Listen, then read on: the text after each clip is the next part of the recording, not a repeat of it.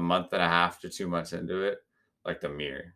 Mhm. When I woke up in the morning, I was like, no, oh man, I always wanted to like look like that. And then now I am.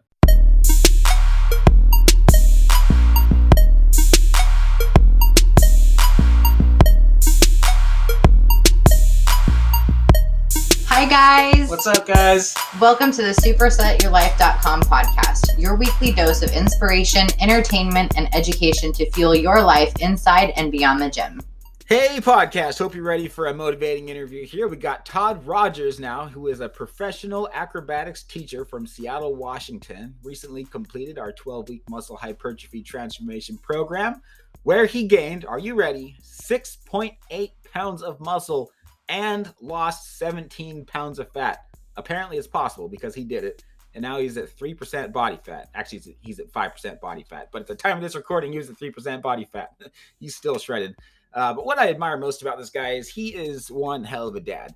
Todd's daughter is just a total sweetheart. And he's really painted a vivid picture of what I desire for my relationship with Everly to be like in the future.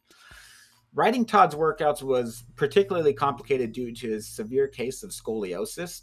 And needless to say, his back training has been a challenge for both of us, but we've made it work and we openly discuss in this conversation.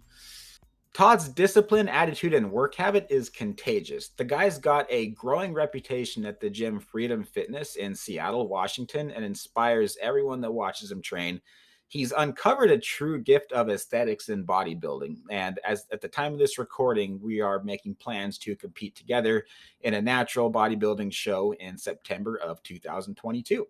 In this episode, we disclose all of the details about his meal plans, strength and hypertrophy training protocols, timing, macronutrient ratios, changes that we made, and how he's been maintaining his sub 5% body fat and is now making rapid muscle gains. We don't have any secrets on this episode. We also talk about fatherhood, living with purpose, and discipleship. This conversation was recorded right after a road trip that Todd and his daughter made from Seattle to train and pose in our gym here in Vancouver, Washington.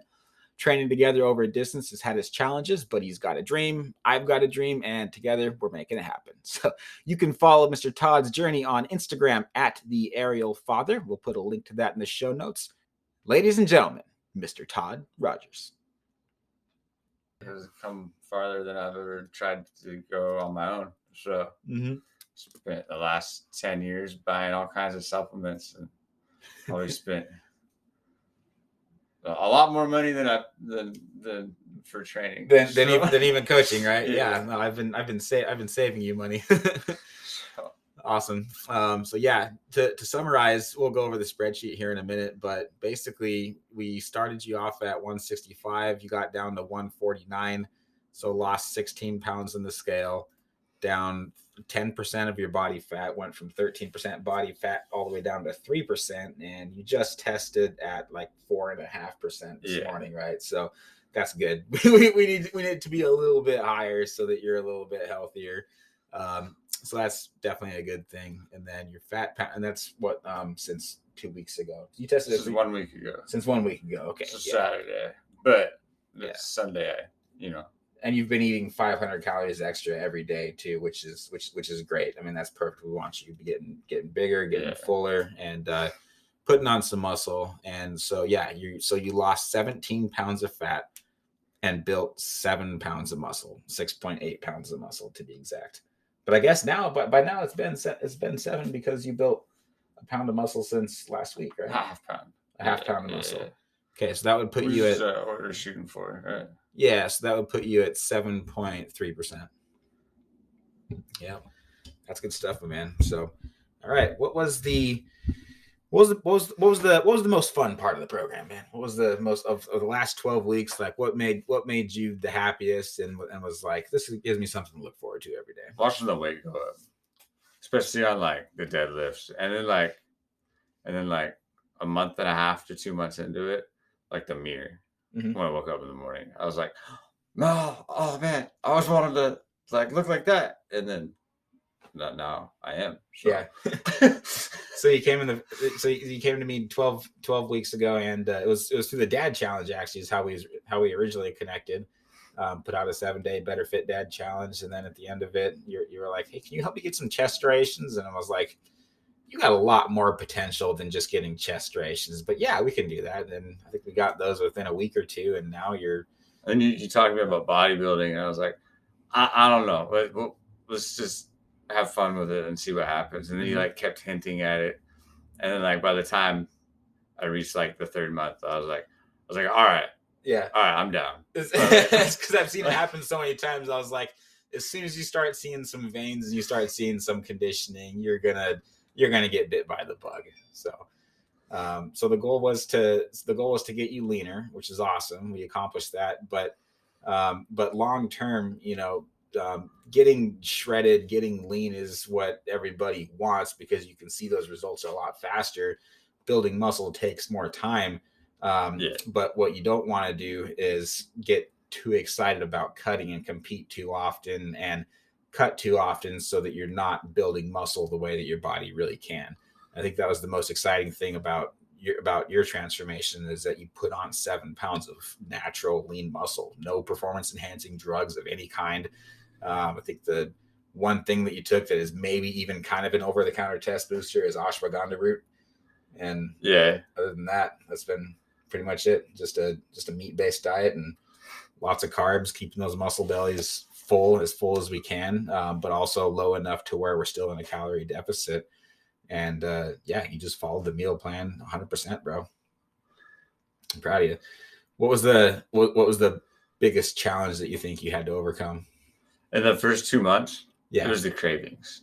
Okay. And then like I can remember like the day, or like this couple of days, where it was just like they just disappeared out of nowhere.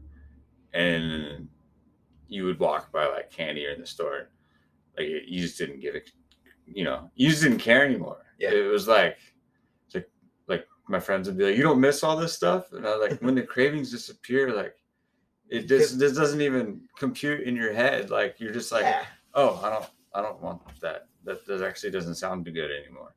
Your taste buds are completely different right now. And now like when you were showing me what your diet was before, it was like chicken strips, and I was just like, oh man, like he could probably stay in a calorie surplus and still lose fat, because just of what it'll do for you hormonally. Your energy level went up to a point, and then eventually it started to dip a little bit. And the last couple of weeks, last few weeks, we were grinding. Yeah, being hungry all the time in the last few weeks is probably the hardest part. Mm-hmm. But 6-7 more pounds of muscle, that's 50 extra calories a day I was burning per pound just at rest. So that makes a lot of sense now. Yeah. But, yeah. Man, I felt so bad on our conversation. What was it, yesterday at our check-in? I was like, okay, bro, how you feeling today? Like, oh man, I'm feeling miserable. I'm just dragging. I'm hungry. And I was like, you shouldn't be. I mean, your calories are up this week, because we stopped you once you hit 3%. And then I know you wanted to push a little bit lower, and I was like, no, you're done. You're done. Like, you don't need to get any leaner. Like, let's like, if anything, let's put a little more body fat on you, just so that you're just to make sure that your hormones are good, because I'm shocked that your testosterone levels haven't tanked or anything. Let's draw the line right at organ failure. No. So I was like, okay, let's bump up your calories a little bit more, and give you some more fat on your keto day, and then on your and then more carbs on your higher carb days. But you're like, man, yeah, no, I'm hungry, and you were like, this is the one day that didn't change, and I really wanted more food on this day. And I was like, what? And because your meal plan is pretty complex right now. Like it's you're training like a bodybuilder. And so I have you on as advanced level as I did Lawrence, basically going into his show with the refeed and everything, as meticulous as it was. And I didn't even plan on taking you that far, but you just were so disciplined and so committed to all the meals, never missed a meal, that I was like, okay, well, heck, I mean, let's keep you. If we're gonna diet you down, we can keep going, but we're gonna need to get a little more sophisticated with your approach. So that's why we started doing the refeeds and everything. Okay. You get your big sushi day and everything. But yeah, but you were like, that one day didn't change. I was like, no, it did change. I'm feeding you more food. And then I looked over my emails and I was like, no, I didn't. I was like, I forgot to said something. I should have been like, oh, what about Friday? But I just assumed that you wanted me to keep doing the same Friday, and that's why you didn't send it to me. I should have asked. So that was half my fault too. No, that's okay, man. So like, yeah. I mean, as a coach, I should have. It was just an attachment of me. It's right there. So I'll send that to you once we're done recording and get that over to you. But what I heard when I told you on the other end, I was like, oh no, here's what it is, and I texted you the picture of it because I had your piece of paper right in front of me, and I texted it to you, and you looked at it. I just heard the silence, and then after 10 seconds of silence, all I heard was, "Oh fuck yeah." Oh yeah, no, this is what I need. Yeah, I was really excited about the bacon, bro. and goat cheese, and avocado. I was like super stoked about that. Yeah, you probably just had a huch smile on your face when you got. How's that meal? How was dinner last night?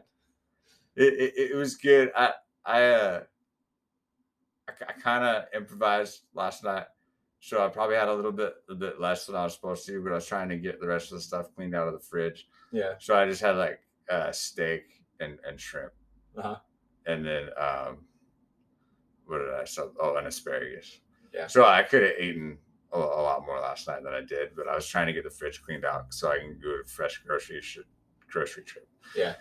So, and then I'll start on that next Friday. Nice. So, yeah, we'll have a little more carbs today too to fill out and get a good workout for some videos and some pictures and everything. Yeah. Work on some posing today. I think the most muscular pose looks best on you. What do you think your favorite pose is so far? Even though we've just barely gotten into posing yet, we haven't really done a lot. But I like a tricep pose.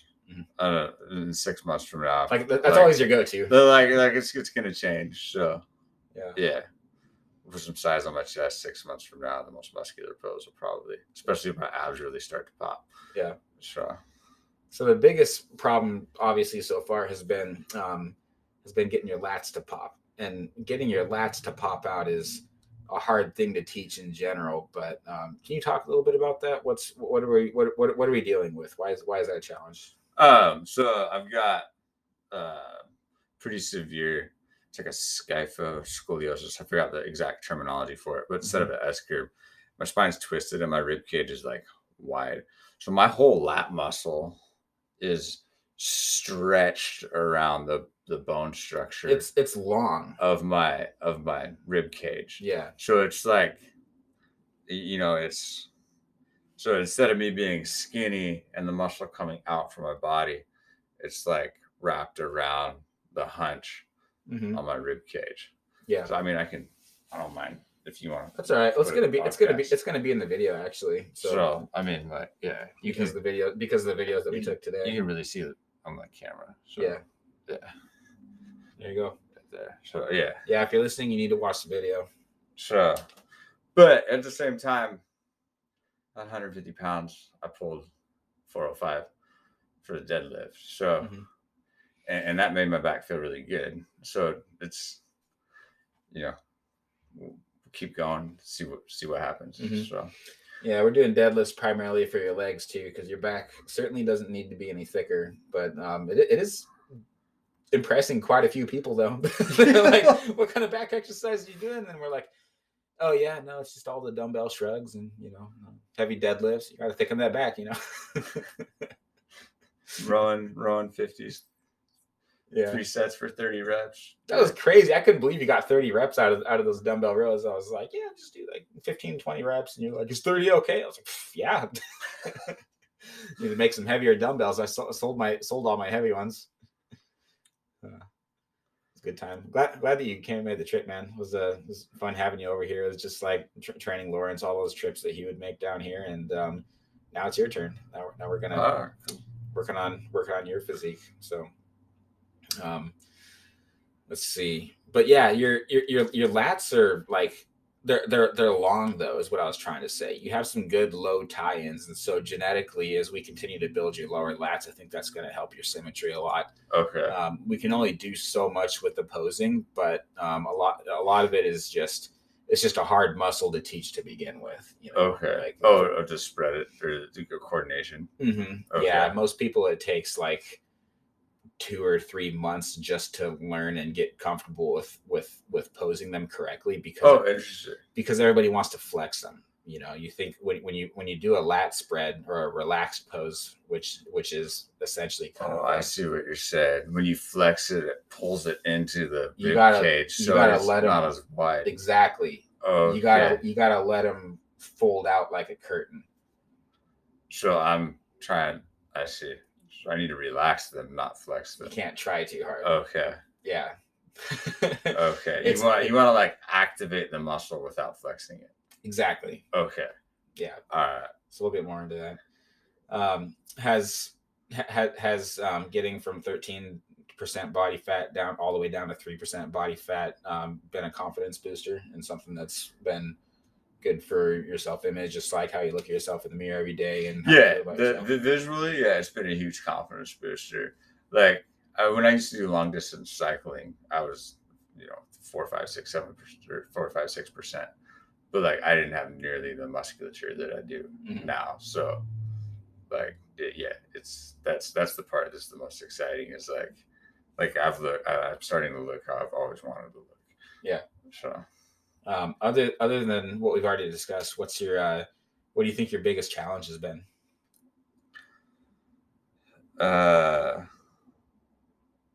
Last couple of weeks, just trying to stay like just the grind.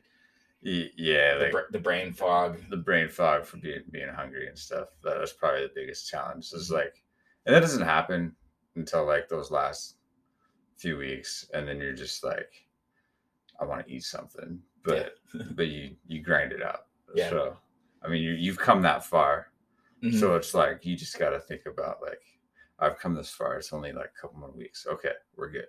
Yeah. Yeah. Yeah, and you're already feeling a lot better right now too. So makes me happy. When your 3 months is done, and you tell your like you told me, like, don't. You said go eat whatever you want, like be have a relaxing meal. Like, that's a good one. So how have you what's been your mentality and your motivation to stick to your diet and not just like ruin all the progress that you made? Well, first of all, the cravings, because they're not there. So I'm like, I tried like cheat and eat a whole bunch of junk. I tried a piece of candy, and I was like, a cinnamon flavored rice cake tastes just as good. Yeah. So I'll just eat this. But I did go to the like Cheesecake Factory that day, and I had 2 bites. It was always cheesecake, and it was good, but it wasn't like overwhelmingly good like I thought it was going to be. Yeah. The shrimp spaghetti I had was amazing, and the butter was a lot more amazing than any kind of sugar I had. So like, but don't overdo it, because I got a horrible stomach ache. Well, I'm allergic to gluten, and I hadn't had any gluten the last 3 months with our diet. The gluten's not even an option with the diet plan you had me on. So I really like cleaned myself out. It was pure, and I ate a whole bunch of bread at the Cheesecake Factory. And their bread's pretty grainy anyways, and it felt like I swallowed a pine cone, and it was going through my intestines in that direction. Like I could feel exactly where the bread was. I got a horrible stomach ache. So don't overdo it on your day that you get to celebrate. Just have some good wholesome food and take it easy. Yeah. That's great advice. Awesome. Thanks for sharing that. Tell that story about what you did with because at the start of the program, you weren't hungry, you were stuffed, and you were just eating so much food. You were like, do I really have to eat all this? And I was like, yes, you do, because here's where we're going. We're thinking long-term. If we're going to get to 3% body fat, this is actually where we have to start. So you're going to be full, and it's going to be hard to eat all this food. You got so sick of chewing, you started blending everything up in a blender and drinking. Well, like I got sick of it being like bland, or like I put too much pepper in, or whatever. Yeah. And your taste completely changes. Yeah. So like we as a side, we put salt. We put way too much salt. Yeah. On like everything. The Celtic sea salt's awesome. I use that every morning. Yeah, but that's real natural salt. But as far as like flavor and stuff, like after you eat things for a while, like everything else starts to taste good. If it's So I would, but I hated tuna from the can, and I've developed a taste for it at this point. So like, instead of eating the tuna out of the can, like I put some Celtic sea salt in, and put the tuna in the blender cup, and then hot water, and then stick it on the blender, and it just tastes like fish soup. So I can drink it down. I wouldn't have to chew anything. I'd turn like a 10-minute meal of like trying to like chew up something you didn't like and trying to swallow it, and to like a 1 minute like just drink it down. I'm gonna throw up just thinking about this. So like, yeah, and then there was one day I did like, I took my rice, my shrimp, and my chicken, and I just threw it all in the blender with some salt after I cooked it, and it just tasted like a risotto without the cream. Yeah, like it's really not that bad. But you're not doing that now, though. Those calories are too precious. No, yeah. I'm thoroughly enjoying my food now. Yeah. So, awesome. I was before too. I wouldn't do that all the time. Just like I don't feel like eating tonight, so I'll just stick it on the blender and drink it. Yeah.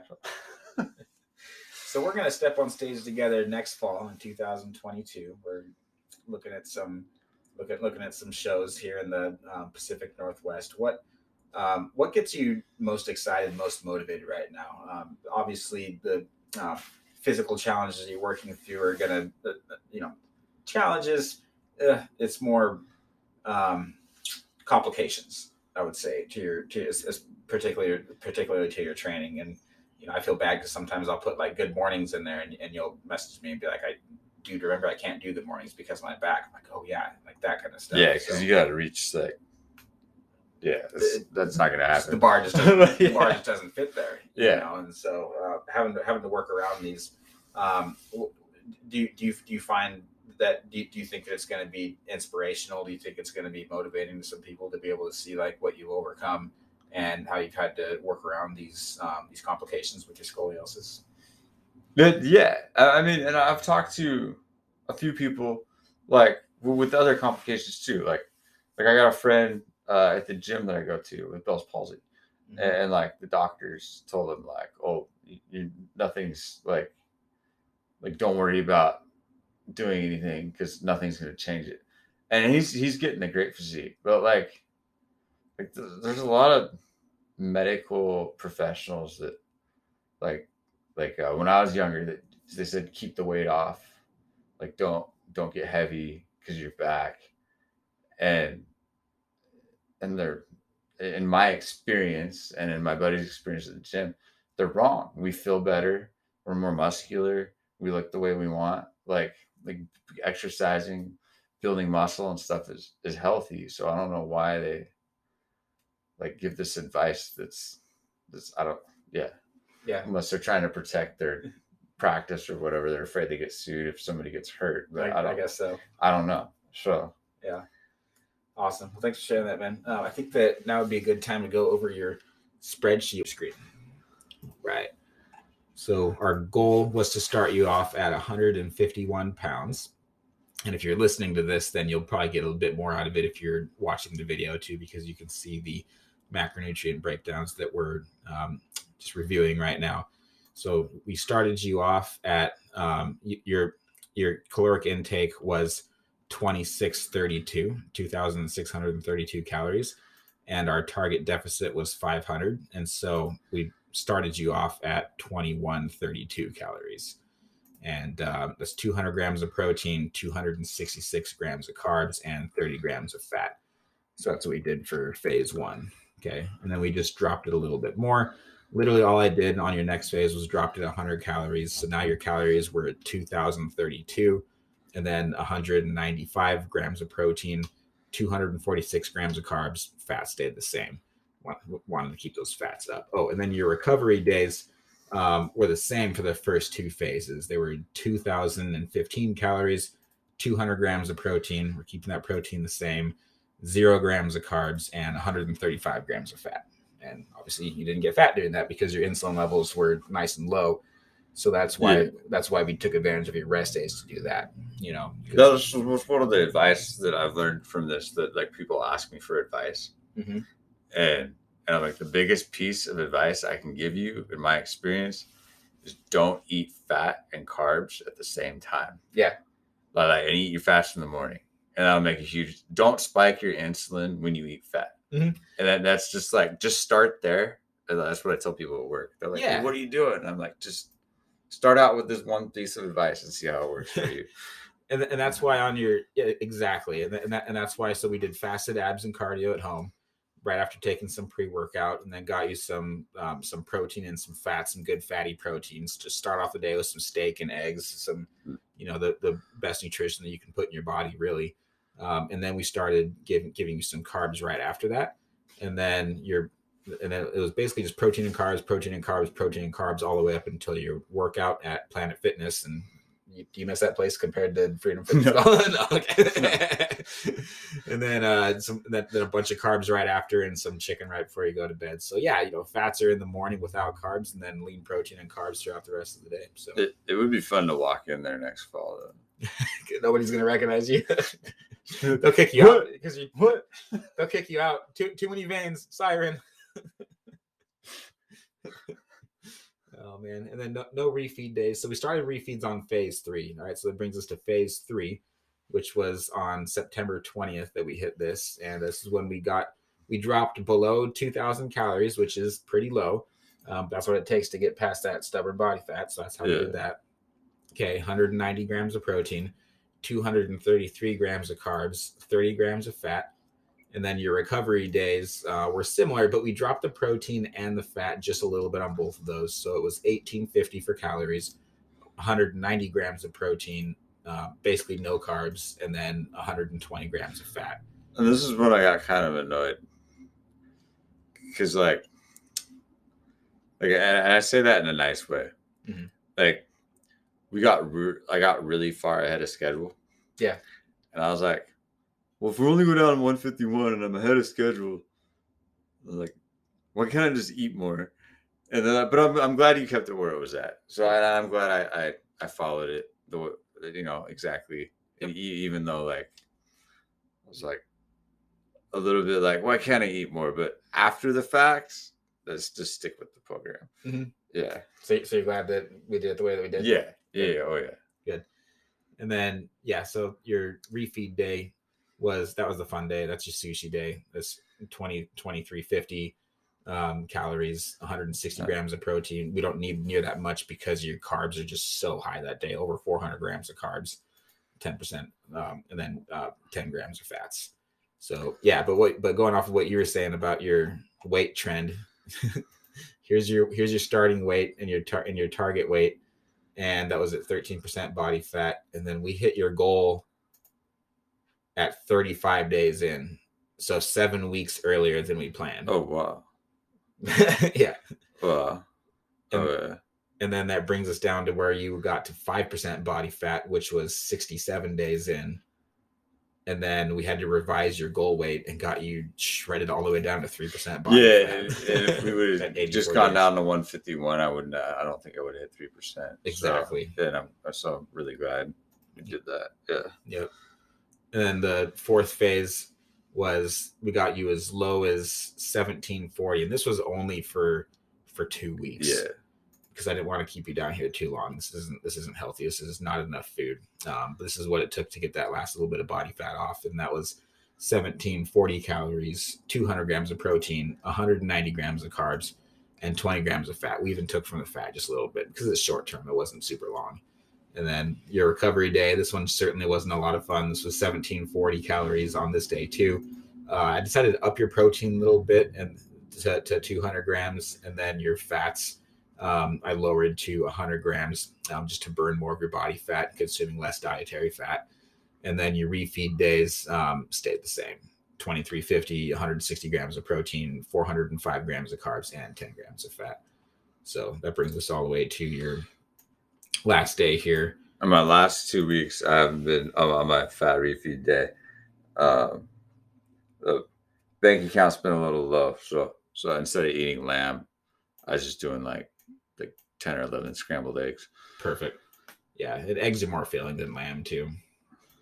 Lamb's good, but yeah, that summarizes your spreadsheet and your progress over your macros. And then as far as your training goes, that's something that improved. And you've been hitting PRs on deadlift. You've been hitting PRs on pretty much every week, every muscle group.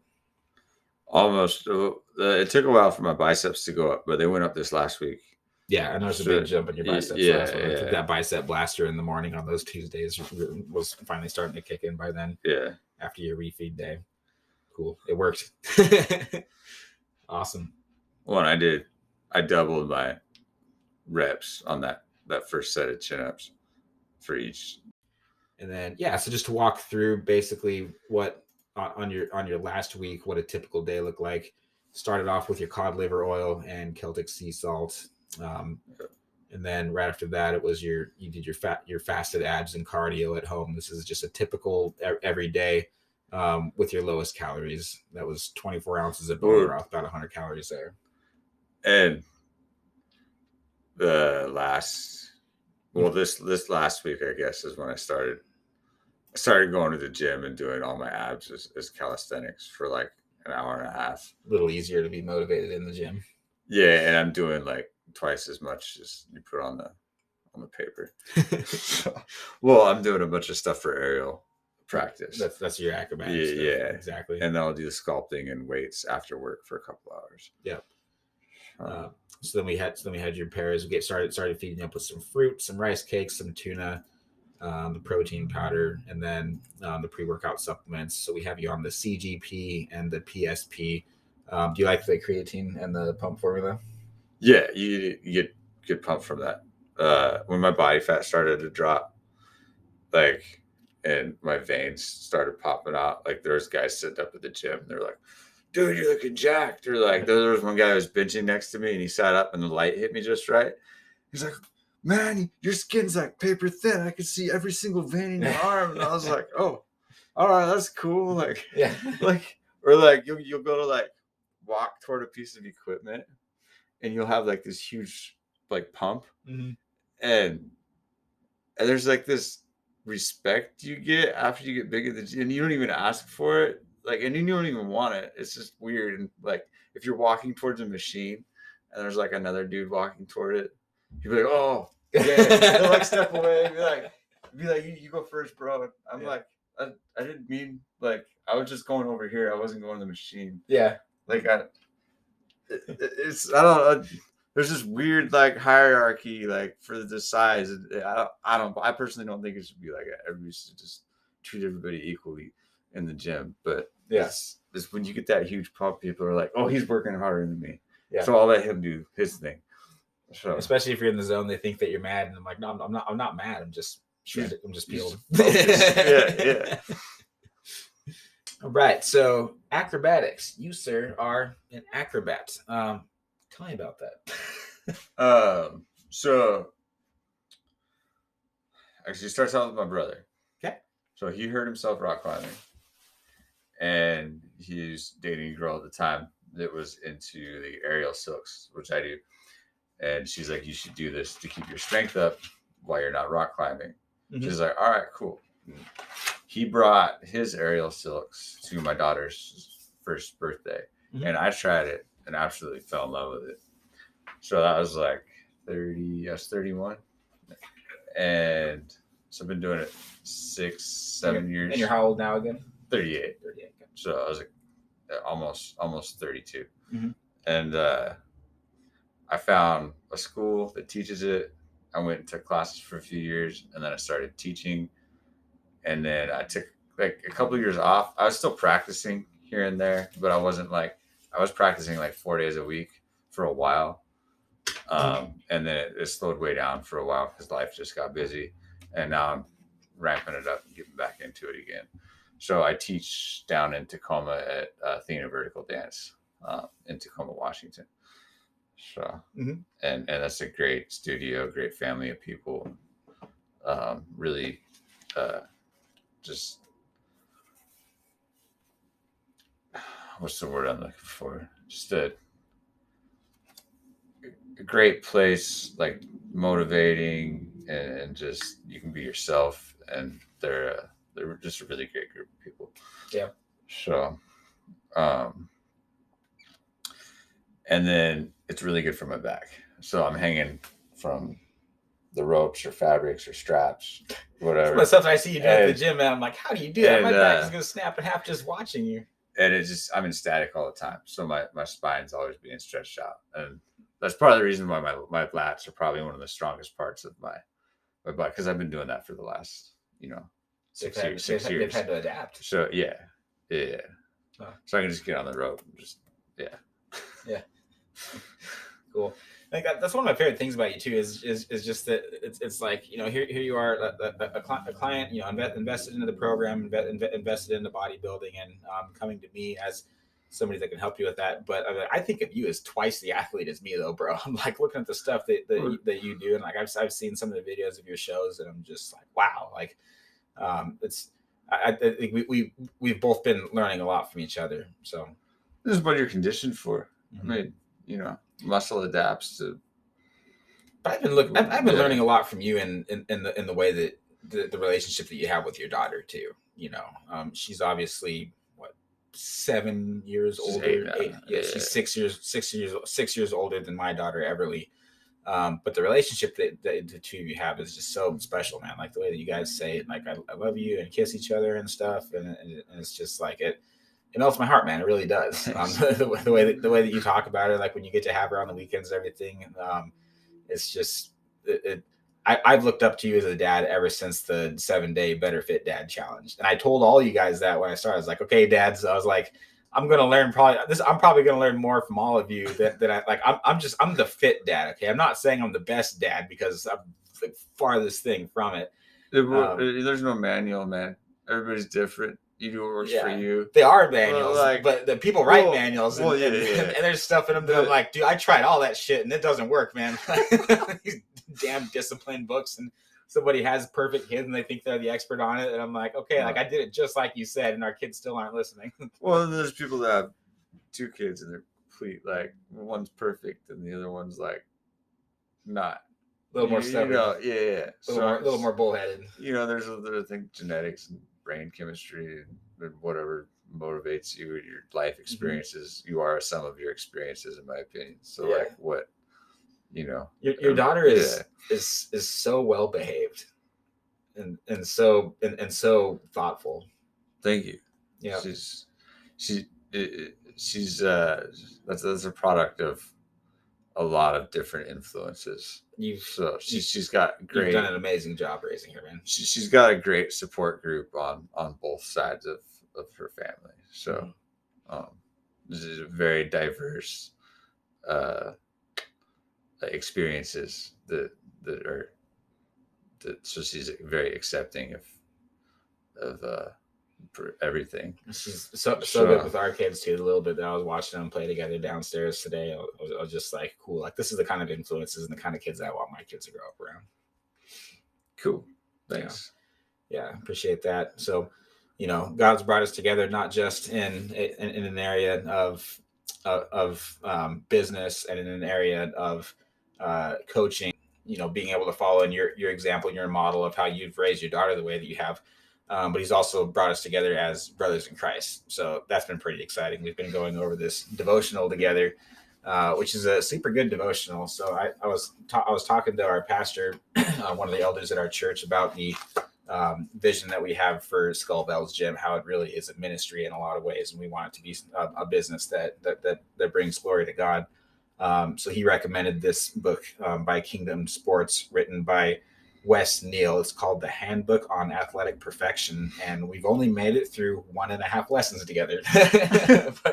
but it's like we're not just gonna rush through it, it took us a while to get through that first one. And you're super busy working on your stuff, and like it's hard to find time when like I'm waking up at 4 and then I'm getting home at like 7. I cook dinner, I go to bed. Yeah, like it's and then on the weekends, I'm she's got my full attention. So and we don't want to move. We don't want to fly past it. Like we want to make sure that we absorb and take time to like actually apply what we're reading. But yeah, I mean, just to recap what we went over on that first lesson, it was a great lesson. So I'm just gonna touch on a couple things that we highlighted and a couple notes that we took together. This was on athletic perfection and how we as athletes have this idea of what perfection is. You have this idea of what being perfect as an acrobat is. I have this idea of what a perfect physique is. you have an idea of what a perfect dad is. We all have it. So do I. We all have these ideas of what our standards of perfection is. God's standard of perfection is different. It has to do with the heart, it has to do with our intentions, not with the results. So does God want us to excel as athletes? Yes, I believe that he does, because it's something that you and I are both gifted in, and it's a gift that we need to be a steward of, and we need to pay forward, and we need to use and cultivate and use that gift in a way that glorifies him. And I see you do that in ways that you don't even realize, bro. I mean, the way that you treat people, the way that you talk to people, the way that you interact with other people in the gym. I see the way that you do all that, and you're a nice guy, you're a humble guy, and you act the way that Jesus teaches in the Beatitudes. You act the way that's taught, and especially when it comes to a parenting role. And so, iron sharpens iron. I'm just super grateful that you're a brother on this journey with me, and you're helping me grow my faith as well. So it really means a lot. On page 2, he says, "Yet God is vitally concerned with the development of your athletic skills. He gave them to you for a purpose. He desires them to be utilized for his perfect plan." And then Proverbs 16:4 says, "The Lord has made everything for its own purpose, even the wicked for the day of evil." That's Proverbs 16:4. On page 3, he goes, "Athletic perfection from God's viewpoint begins on the inside. It flows from your mind to outward results that can be seen in your actions. It's not a lazy attitude." Jesus used the word perfect in Matthew 5:48 to describe someone who consciously chooses to think and perform God's way. Then skipping forward a paragraph, athletic perfection is consciously thinking and performing God's way through the empowerment of the Holy Spirit. And I love the little cartoons that they have through here. Like, really brings it to life and helps me to better understand the points that they're getting at. But then they got discussion questions at the end. It's awesome. So I'm going to finish with this verse here from John 14:25-26. "These things I have spoken to you while abiding with you, but the Helper, the Holy Spirit, whom the Father will send in my name, he will teach you all things and bring you to remembrance all that I said to you."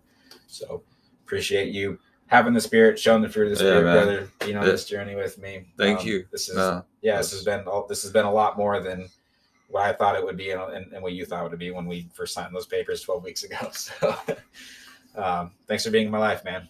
Yeah. Love you like a brother. Thanks for making the drive. And this is the beginning for you, my friend. Cool. We've stripped the fat away, and now it's time to build up that frame and get you.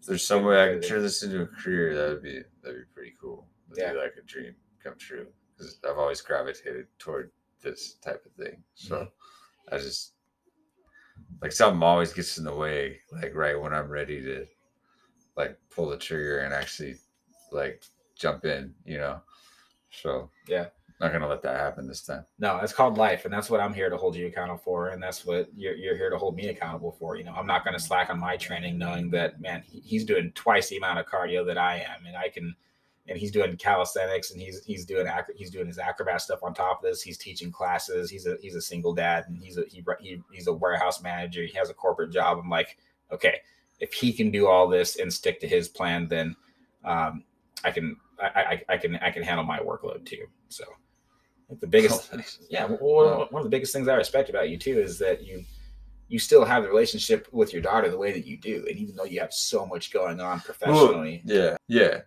for the most part, unless we're having a lazy day and just watching movies, but otherwise, we're out doing something. So you're a stud, man. I mean, and just one last thing to touch up on that conversation that we had in the truck coming out of Max Muscle after we tested your body fat and we were heading to go work out.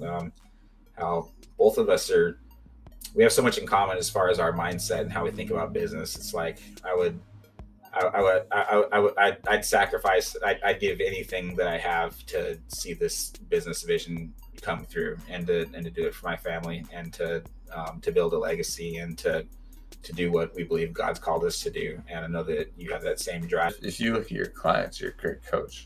Thanks. I've never seen so many people have so happy with their results, and the results are so impressive. Like, everybody is. So, and especially for being, I mean, you're pretty new to coaching. I've been coaching for about 5 years. But like professionally. Full-time coaching for about 6 months. Okay. Yeah. So, I mean, that's phenomenal. That's awesome. Thanks. So yeah. Well, again, appreciate you, brother. I love you like a brother. And like I said, this is the beginning for you. So you have a safe trip back home. Appreciate you making the drive, coming over, and you're welcome here anytime. Thank you very much. Yeah. All right, you bet. Thank you, listeners, for joining us on this episode. If you found this helpful or entertaining, we ask if you would please share this with a friend. We also would love to hear what you think of our show, so any ratings or reviews are very much appreciated. We have a new episode every Saturday morning, so please subscribe so you don't miss them. Thank you again, and God bless.